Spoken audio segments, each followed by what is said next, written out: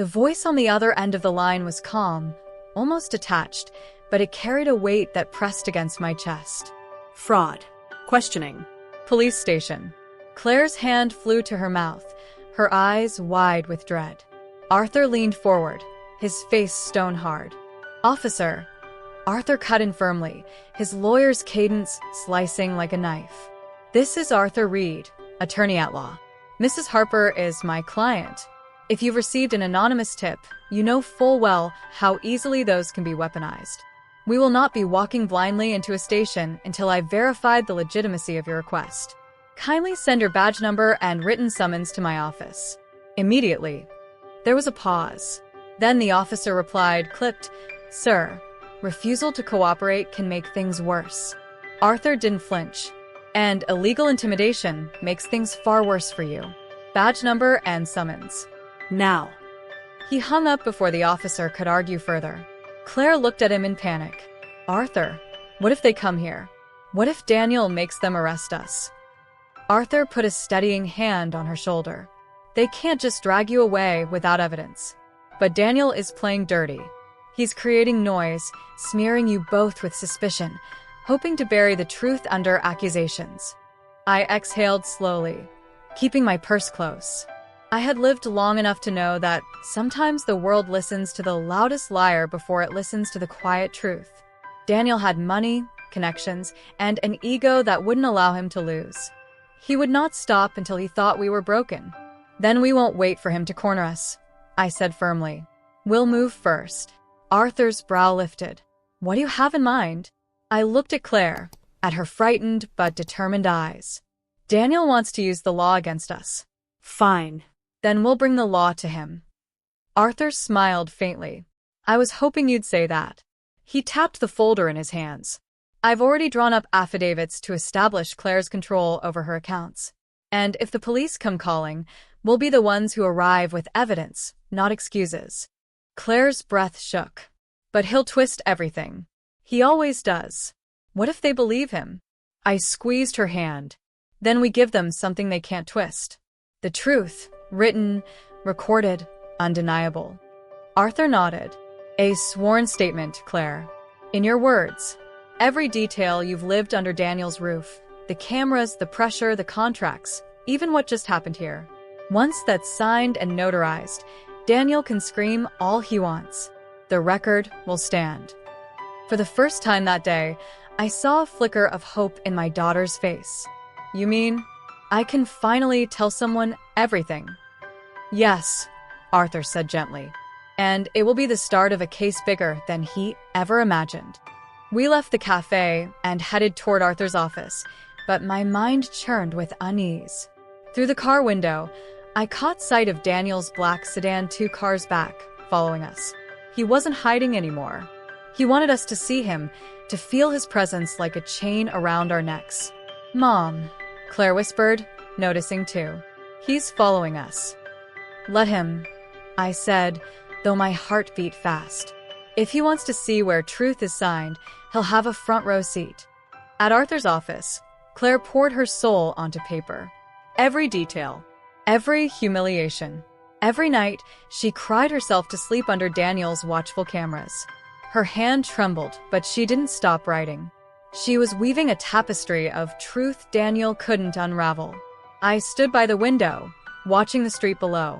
Daniel's car was still there, waiting. When Claire finally signed her name at the bottom of her affidavit, Arthur notarized it with a decisive stamp. It's official, he said, sliding the papers into a protective sleeve. This is the first wall between you and him, and we'll keep building until he can't reach you. Claire wiped her eyes, a fragile smile forming. I feel lighter, like I finally said what I've been swallowing for years. But before I could respond, Arthur's secretary rushed in, her face pale. Mr. Reed, 2 officers are downstairs asking for Mrs. Harper and Claire. They say they have a warrant to bring them in for questioning. My blood went cold. Claire's eyes filled with terror. Arthur snatched the affidavit from the desk and shoved it into his briefcase. Stay calm, he whispered. We'll meet them head-on. We descended the stairs slowly, my purse tight against me. Claire's arm hooked through mine. At the bottom, Two uniformed officers stood rigid, papers in hand. Daniel leaned casually against the wall just behind them, his arms folded, his smirk triumphant. "Evening, ladies," he said smoothly. "Seems the law is finally on my side." The officer stepped forward, holding out the warrant. "Mrs. Harper, Claire Harper, you'll need to come with us." Claire whimpered softly, clinging tighter. Daniel's smirk widened. "Told you this game wasn't over." But Arthur stepped forward, pulling the affidavit from his briefcase. "Actually," he said, his voice like steel, "this game is just beginning." He handed the document to the officer, who frowned and began to read. Daniel's smirk faltered as he watched the officer's brows knit tighter and tighter. "What is this?" Daniel demanded. Arthur smiled coldly. "It's Claire's sworn affidavit, on record, notarized, and admissible in court, detailing every coercive tactic, every abuse of power, and every attempt you've made to strip her of her rights." The officer looked up, his face unreadable. "Mr. Harper," he said slowly, "we're going to need to ask you some questions as well." Daniel's face blanched. What? "No, you don't understand." But the officer held up a hand. Sir. "Please step aside." For the first time, Daniel's mask cracked. His smirk vanished, his jaw clenched, and his eyes flashed with something raw, fear. And in that moment, standing in that lobby with my daughter trembling beside me and my purse still holding the $25 million check, I knew the tide had shifted. But tides can change quickly. And when a drowning man realizes he's sinking, that's when he thrashes the hardest. The lobby went still, like every second was holding its breath. Daniel's mask cracked in front of us, his eyes darting from the affidavit in the officer's hands back to Claire, then to me. That smug grin that he wore like armor was gone. In its place was something I had been waiting to see for years: panic. "Officer," he snapped, his voice sharper now, "you can't take this at face value. She's my wife. She's emotional. She doesn't understand half of what she signed." He jabbed a finger toward Claire, his tone dripping contempt. "This is manipulation. By her and by this old woman." Claire flinched at his words, but I placed a hand firmly on hers. "You're wrong, Daniel," I said softly but clearly. "The only one who manipulated her is standing right in front of us." The taller officer looked between us, frowning. "Sir, there are serious claims here. Surveillance without consent, attempts to control finances, coercion." He shifted his stance. "We'll need both sides of this story." Arthur stepped forward smoothly, placing his card in the officer's hand. "And you'll get both sides. But you should know, we've already filed motions with the court this morning. There's a freeze on Claire's accounts and pending documentation to support every claim in that affidavit. Any attempt to force signatures, move assets, or intimidate her further will be seen for what it is: fraud." The shorter officer eyed Daniel closely. "Mr. Harper, were you aware of these bank transfers attempted last night?" For the first time, Daniel faltered. His mouth opened, then shut. He smoothed his tie, trying to recover. I manage our accounts. That's normal. I was making adjustments." "Without her consent," the officer pressed. Daniel's voice cracked slightly. "She gave me consent. Verbal. In our marriage vows." He laughed nervously. "What's hers is mine. That's how marriage works." The taller officer's frown deepened. "That's not how the law works, sir." Claire straightened a little, her voice trembling but firm. "I never gave you permission, Daniel. And I never agreed to live under cameras like a prisoner." Her words landed like hammer strikes. Daniel's face flushed, rage pushing through his panic. He turned on her, voice low, venomous. "After everything I gave you? You ungrateful." "Enough." My voice sliced through the air, louder than I intended. Everyone froze, including Daniel. I stepped forward, eyes locked on his. "I watched you try to break my daughter piece by piece. But here's what you didn't realize, Daniel. When you chip away at someone, you don't always hollow them.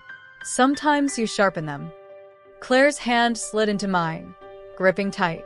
She was trembling, but she didn't look away from him this time. The officers exchanged a glance. The taller one sighed. Here's what's going to happen. We'll note both statements, and this will move to an investigation. No one is under arrest today. But Mr. Harper, we strongly advise you not to contact your wife until this matter is reviewed. Do you understand? Daniel's jaw clenched. He understood, but he hated it.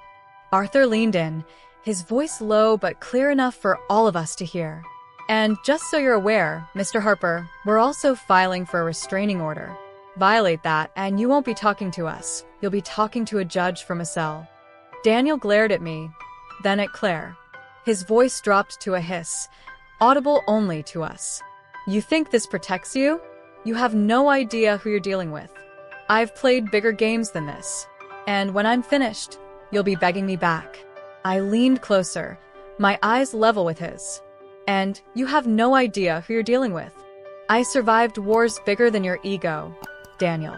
And when I'm finished, you'll be begging for mercy. The officers ushered him toward the door, insisting he leave until summoned formally. He went reluctantly, but before he stepped outside, he glanced back over his shoulder. His smirk had returned, thin and poisonous. This isn't over, Lillian, he whispered. You don't know the strings I can pull. The door slammed behind him, leaving silence in his wake. Claire collapsed into the nearest chair, tears spilling freely now. Mom, what if he's right? What if he has connections? What if? I knelt in front of her, gripping her hands. Listen to me, Claire.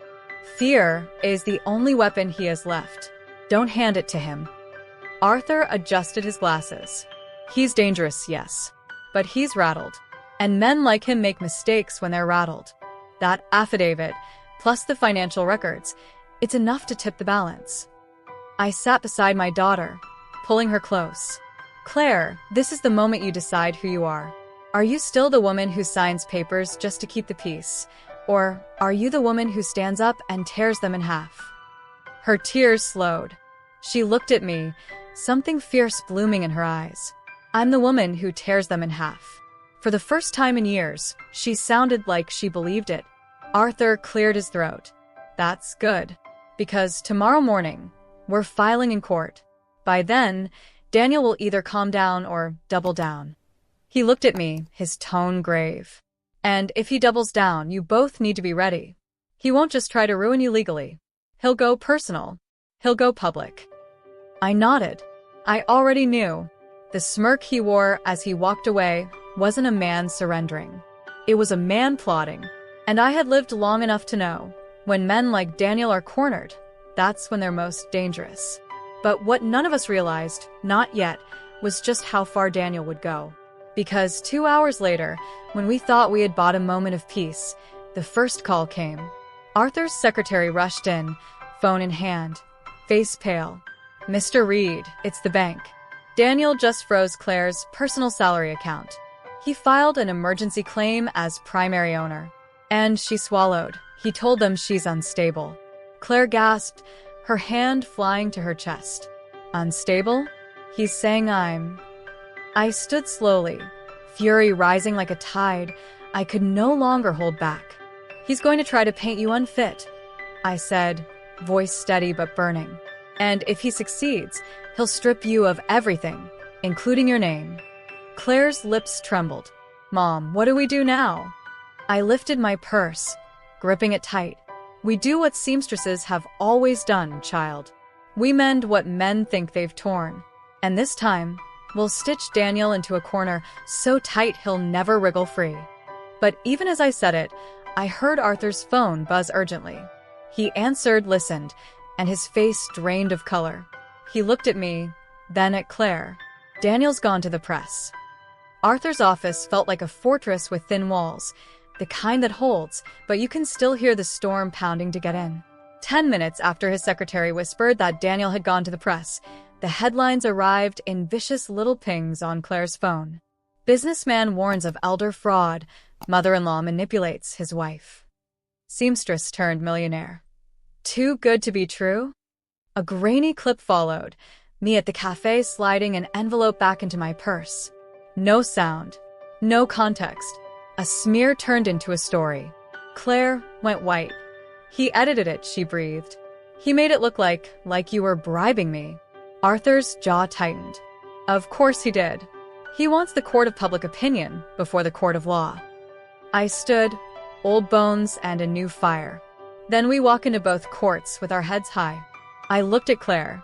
No more hiding. Truth doesn't whisper anymore. Arthur tapped out messages, his voice shifting into command. I'm calling a friend at the paper, Rachel Porter. She doesn't print gossip. She verifies. And I'm filing for an emergency hearing this afternoon for a temporary restraining order and exclusive occupancy for Claire. If we win, he leaves the house, not her. Claire blinked. We can do that today? If a judge sees coercion, Arthur said, yes.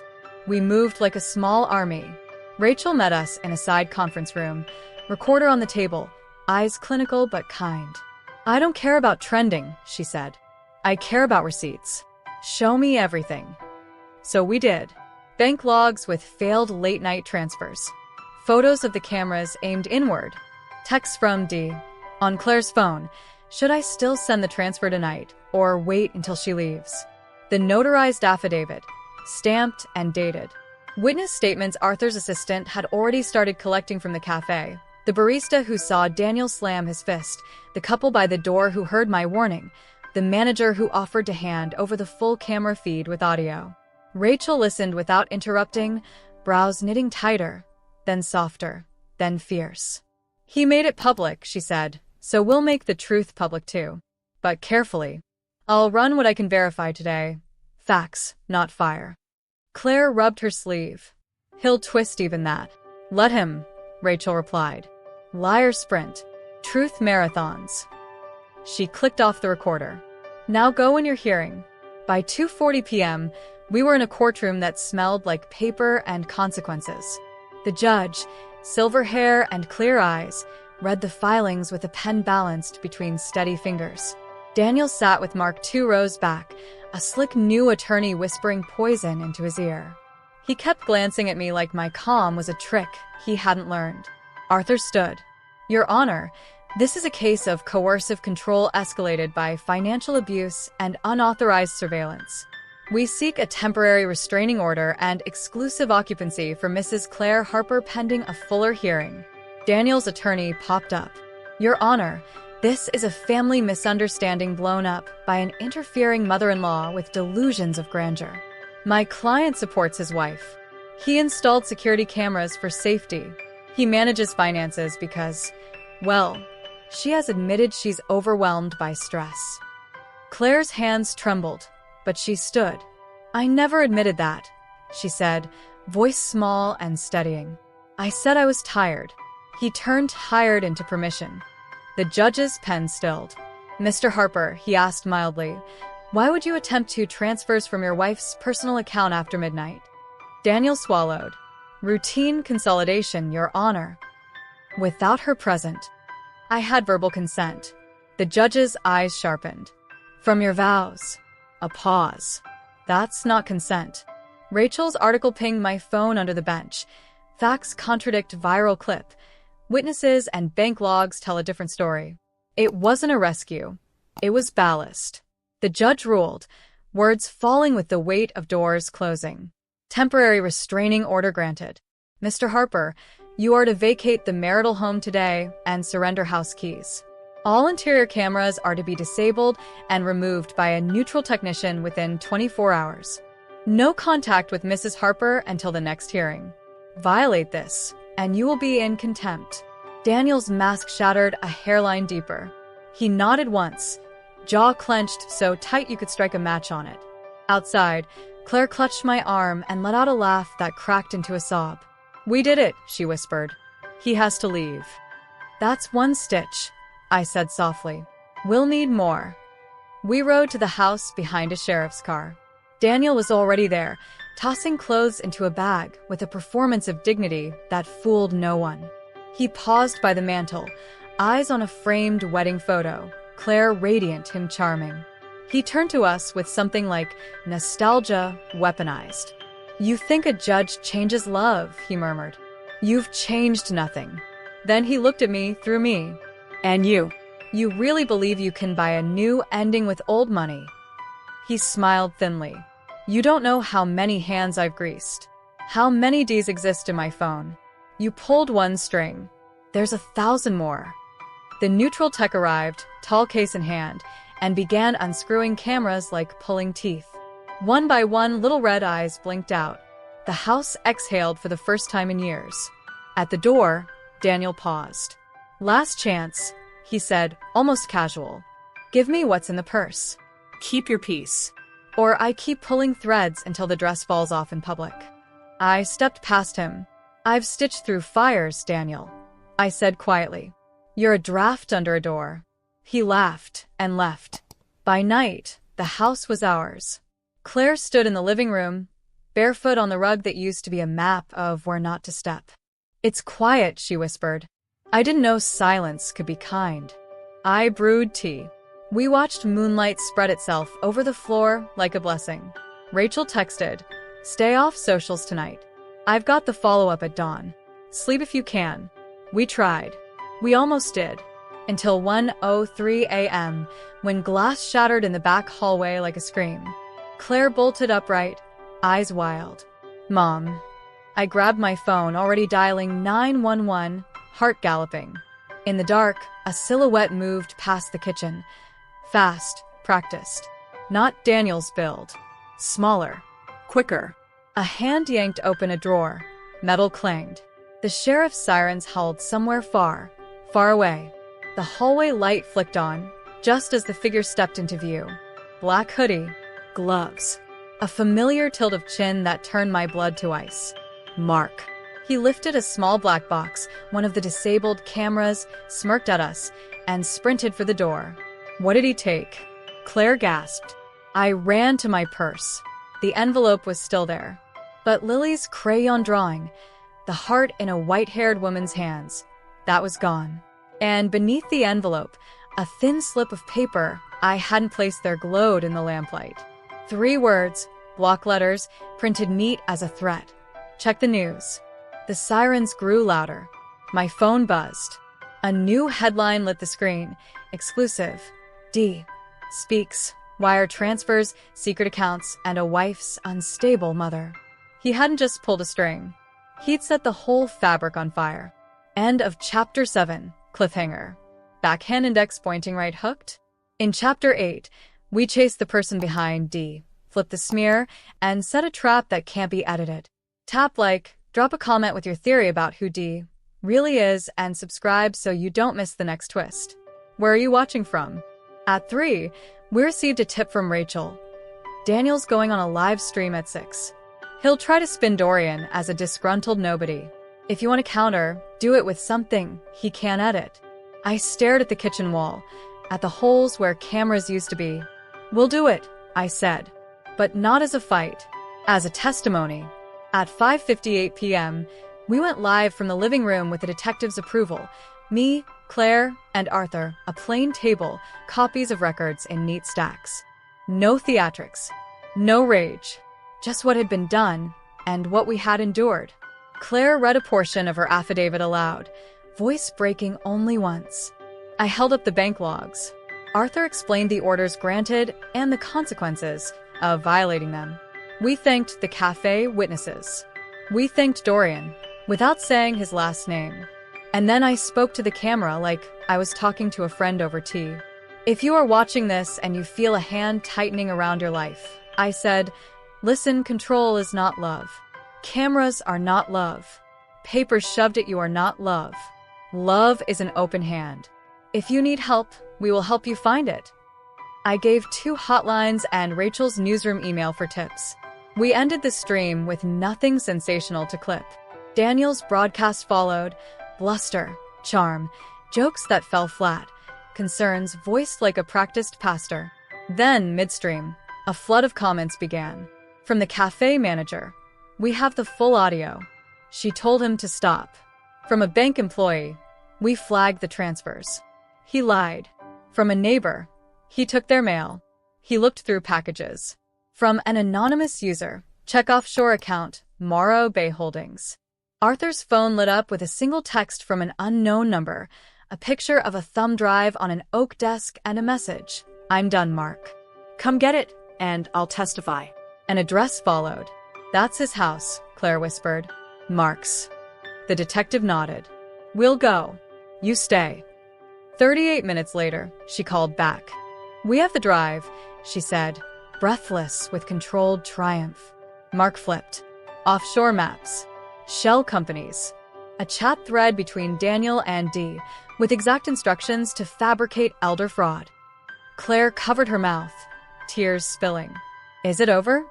I looked at the empty camera brackets, the sunlight coming in a little freer than yesterday. It's starting to be, I said. We were pouring tea when the front door opened with a key that should have been surrendered, and Daniel stepped into the living room, eyes wild, shirt untucked, a paper clenched in his fist. You want receipts? He snarled, voice ragged. How about this? He slapped it on the table. A court motion. Emergency petition for a conservatorship over me. Alleging cognitive decline, elder confusion, susceptibility to delusions of wealth. He'd repurposed my age, the very thing that made me careful, into a weapon. If I own you, he panted, then I own the check. A shadow crossed the doorway behind him. The detective. 2 officers. Calm, precise. Mr. Harper, she said evenly, you've violated a court order by entering the home and attempting intimidation. She lifted her chin. Hands where I can see them. For the first time, Daniel looked like what he was without his story, small. He lifted his hands slowly. He smiled at me one last time, all teeth, no power. You pulled my threads, Lillian, he hissed.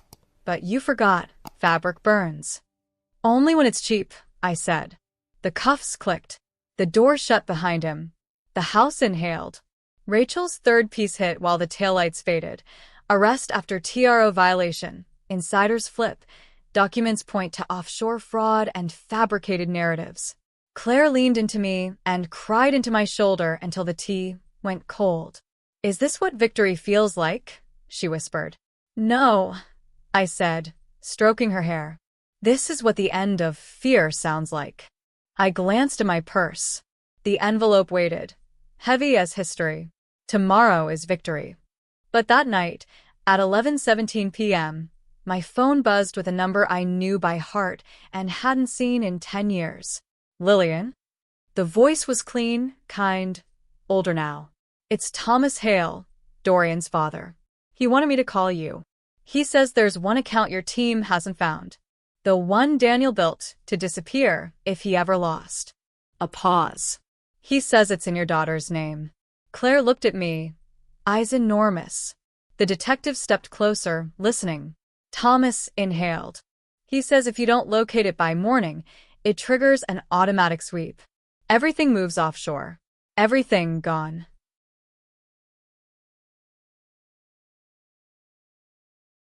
We gathered around the kitchen island like it was an operating table. Arthur opened his laptop. The detective pulled out a notepad. Claire wrapped both hands around a mug as if heat alone could keep her steady. Alias. Arthur asked into the phone. Thomas's voice trembled just enough to tell the truth. He called it a church, New Harbor Relief. But it's not a church. It routes through a charity aggregator, then into a shell in St. Kitts. Arthur typed, keys snapping like small bones. And the trigger? 3 failed logins and sunrise, Thomas said. Either one signal's compromised and it sweeps. What time is sunrise? Claire whispered. 6:21, I said, watching the clock like it owed us mercy. We have hours. Not many. The detective was already dialing. Bank liaison? It's me. I need an emergency hold on an account with probable fraud routing through a registered charity shell. Yes, probable cause package incoming. She pointed at Arthur. Documents. Arthur's fingers flew. We'll stack it. Dorian's statement, Mark's drive. Rachel's verified report, TRO violation, transfer attempts. We make any regulator with a pulse sweat. Thomas cleared his throat. There's more. The password, he changes it weekly. But he joked once that the one time he wouldn't forget was the week he married Claire. A pause. He's sentimental about his own victories. Claire flinched. Wedding date, she murmured. Arthur looked at me. Does Daniel love puzzles? He loves himself, I said. Same thing. We tried permutations while the detective's emails fired into government inboxes like flares. Dates. Initials. The street where they first kissed. The make of his first car. 3 fails, too risky. We stopped. Not the front door, Arthur muttered. We need a side entrance. Metadata. Beneficiaries. Something we can choke legally while the techs pry. Rachel texted, I have a friend at the charity aggregator. Burning a favor. 10 minutes. We drank 10 minutes like they were a century. The house creaked like an old ship. The fridge hummed. Somewhere outside, a fox screamed as if it had been reading the same headlines. Rachel again. Aggregator confirms. New Harbor Relief flagged last month for round-dollar donations from 3 IPs, same office park as Harper Assets. They'll freeze if you send the probable cause packet. Arthur hit send. The detective called it in. Freeze authorized, she said, voice flattening into relief. But if foreign wires start, we still need the login. Claire stared at the screen, then at her hands. He used me, she said softly. He built an escape hatch with my name, so he could say it was love. I touched her knuckles. He built a rope. We'll turn it into his noose. At 5:03 a.m., a new text popped up, unknown number, a photograph of a 20-year-old man in a cheap suit next to a sewing machine. My sewing machine. You still sew, Ms. L? The text read, It's Dorian. Your old shop fixed my school blazer when my mom couldn't afford a new one. You let me pay in chores. The password isn't his victory. It's your generosity. He steals everything. He even stole that. Arthur blinked. What? Dorian's next text landed. LILINMENDS. Uppercase. Then the wedding date backward. Another photo. Dorian at 12, sweeping my shop floor, grinning like a boy who still believed in the world. I swallowed hard and typed. Login page. Username. Password. LILINMENDS. Then date backward. The account unfolded like a rotten flower. Balances. Scheduled wires. Recipient trees that forked into names that only existed on paper. At the bottom, automated sweep at 6:21 unless manual override with 2-factor code sent to primary device. Primary device, a number labeled D. Ops. Dorian called. I have the device, he said, breathless, a car door slamming in the background. I stole the SIM from Daniel's office before they locked me out. The code will ping me. Ready? Ready, Arthur said. The code arrived. We entered it. The sweep bar at the top, thin, hateful, paused. Then a new window popped up, cold as a mirror. Override request requires beneficiary affirmation. Claire Harper. Yes/no? I looked at Claire. She nodded, eyes blazing. Yes, she whispered. Yes to ending him. The button turned green. The sweep canceled. A new prompt. Report fraudulent routing? Arthur clicked yes, so hard the mouse scolded him. The detective exhaled a laugh. And that, she said, is the sound of a man's last good night of sleep for a long time. Sunrise poured into the kitchen as if the house itself had decided to stop being afraid. Claire slumped against me and we cried, quiet, joyful, messy. Tea went cold again. It tasted like beginnings. By 9, federal agents had Daniel's office address. By 10, warrants. By 11, a knock on our door, not menace this time, but something weightier. A U.S. attorney stood on our porch, hat in hand. Mrs. Harper, he said. Miss Harper. We've reviewed the materials. We're pursuing charges. Financial crimes. Stalking. Fabricated evidence. If you're willing to testify, we can move quickly. Claire looked at me. I nodded once. She squared her shoulders. We'll testify. News cameras gathered at a distance, damped by police tape. Rachel waved, not intruding. The cafe manager dropped off a box of pastries like an apology for the whole world. Lily, the neighbor's child, slipped a new drawing through the mail slot, this time a red heart sewn to a house with bright windows. I fixed it, she'd written in shaky letters. We baked a little joy into the morning and packed for the courthouse. Arthur held the door while Claire stepped out, her head high. We never made it to the curb. A car screeched to a halt at the corner, a familiar black sedan. Daniel, out on bond, eyes bloodshot, shirt untucked again, rage distilled to a single point. He jumped out, screamed something I won't write here, and sprinted toward us with an energy that looked like the last act of a desperate man. The detective moved first, faster than fear, stepping between us, hand out, voice a command. Stop. He didn't. He lunged for my purse. My grip did not loosen. He yanked. I didn't let go. The strap snapped, leather popping like an old tendon. The envelope flew, the white flap opening as it arced in slow, mocking motion, turning once, twice, and slid under the front tire of the sheriff's idling car.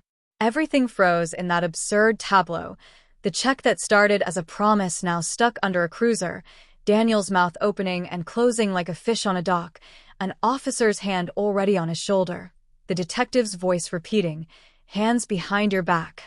The cuffs closed again. Cameras clicked. Birds sang like idiots. The officer bent, retrieved the envelope, dusted it off, and handed it to me with a small, secret smile. Looks like this belongs to you. I opened it there on the sidewalk, sun on my face, neighbors watching like an audience who hadn't decided how the play should end. And I knew, with a certainty that tasted like clean water, this money would never be a leash. It would be a key. Tomorrow, I whispered to Claire. We say it out loud. All of it. She nodded. Tomorrow. But that night, when the house finally slept, my phone hummed once more. A message from an unknown email. A single sentence. Check the prenup. The prenup arrived by courier at 7:14 a.m., sealed with a ribbon like a gift that had always been a threat. Arthur spread it on the table like a map of a country we didn't trust. Who sent it? Claire asked. No return, Arthur said. But I'd bet on Mark trying to save his skin. Or Dorian finishing what he started. The document was long, dense, written in the voice of a man who thought words were fences. 2 clauses mattered. Clause 12. In the event of divorce, assets acquired during marriage shall be divided equitably, except those held in trusts established independently by either party prior to or during marriage. Clause 19. Any gifts exceeding $250,000 given by third parties to either spouse shall be held in trust for the benefit of the marital household unless explicitly designated otherwise by the donor in a binding instrument. Arthur tapped 19 with his pen. He wrote this to net anything you receive, he said to Claire. But the second half saves us, unless explicitly designated otherwise by the donor in a binding instrument. Claire looked at me, confusion furrowing her brow. Binding instrument. I slid the envelope across the table and took out the check. Then I took out something else, a letter I had written in my hotel room when the city first learned my name. To Claire Harper, my daughter. This gift of $25 million is designated for you alone, independent of any marriage, contract, or claim. It is given not to replace your strength but to reward it. It is to be placed in a trust bearing your name, with provisions for education, safe housing for women leaving coercive relationships, and a fund for seamstresses starting small businesses. It is a key, not a leash. I am the donor. I am of sound mind. I sign freely, unafraid. Lillian Harper. I slid it to Arthur. He read. He smiled, fierce and clean. Binding instrument, he said. Dated. Signed. Notarized this morning. He nodded to his assistant, who lifted her seal like a small crown. Clause 19, meet Lillian. At court, the room felt wider than last time, as if the walls had learned something too. Daniel sat at the defense table in a fresh suit that couldn't cover last night's creases. His new attorney shuffled papers with hands that twitched. The judge entered. We rose. We sat. The world held its breath. Arthur opened plainly. Your Honor, we seek to establish that the $25 million is a gift to Claire Harper alone, shielded by a donor's binding designation, and placed into a trust with terms that benefit her and the community. We also ask that the court recognize coercive control, affirm the restraining order, and refer the financial crimes to the proper authorities. Daniel's attorney tried charm in a room that had grown immune. Your Honor, this is spectacle. A sudden windfall from a seamstress with questionable mental capacity, conveniently designated to override a valid prenuptial agreement. The judge looked at me. Mrs. Harper, would you like to respond to the suggestion that you are confused? I stood, all 76 years of me in a skirt I had hemmed myself this morning, hands steady on the wood. I ran a shop for 42 years, I said. I balanced books that would make a hedge funder sweat. I invested in companies people mocked me for believing in. I am not confused. I am careful. I lifted my chin. And I am done being polite about men who call caution confusion when it keeps them from stealing. A murmur pulled through the room like a small wind. We presented the letter. The judge read it twice, then looked at Claire. Do you accept the gift under these terms? Claire's voice didn't shake. I do. The judge turned to Daniel.